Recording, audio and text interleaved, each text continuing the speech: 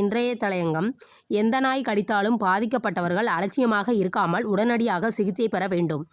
இந்தியாவில் இப்போது நிலவி வரும் தெருநாய் தொல்லை பற்றி கடந்த 3 மாதங்களில் மட்டும் சுப்ரீம் கோர்ட்டில் 3 தீர்ப்புகள் வழங்கப்பட்டன.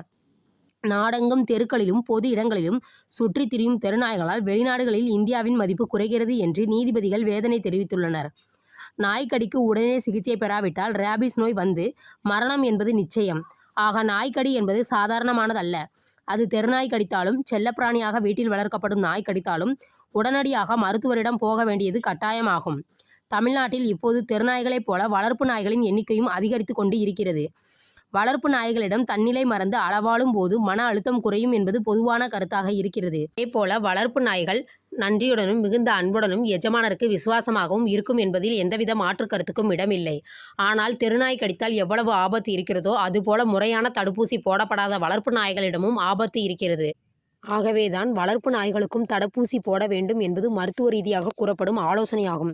தமிழ்நாட்டில் நாய்க்கடிகளின் எண்ணிக்கை அதிகரித்து கொண்டே இருக்கிறது. அதிலும் இந்த ஆண்டு கவலையளிக்கும் வகையில் இருக்கிறது. அதாவது நடப்பாண்டு இதுவரை மட்டும் 5,25,000க்கும் மேலானவர்களுக்கு நாய்க்கடிக்கான சிகிச்சை வழங்கப்பட்டுள்ளது. அதுபோல நாய்க்கடியினால் ரேபிஸ் நோய் வந்து 29 பேர் மரணத்தை தழுவி இருக்கிறார்கள். கடந்த ஆண்டு 43 பேர் ரேபிஸ் நோய்க்கு உயிரிழந்திருந்தனர்.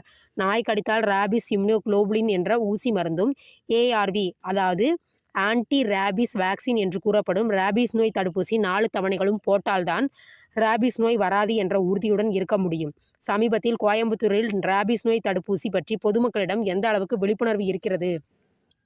நாய் கடித்தவுடன் உடனடியாக சிகிச்சைக்கு செல்பவர்களின் அளவு எவ்வளவு இருக்கிறது என்பது குறித்து நடத்தப்பட்ட ஆய்வில் இவை இரண்டுமே மிக குறைவாக இருப்பது கண்டுபிடிக்கப்பட்டுள்ளது.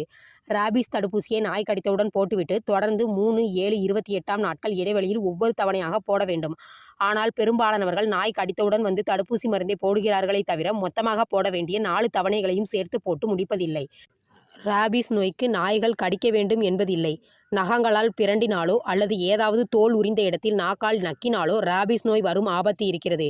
எனவே எந்த நாய் கடித்தாலும் பாதிக்கப்பட்டவர்கள் அலட்சியமாக இருக்காமல் தனியார் ஆஸ்பத்திரிக்குத்தான் செல்ல வேண்டும் என்றல்ல.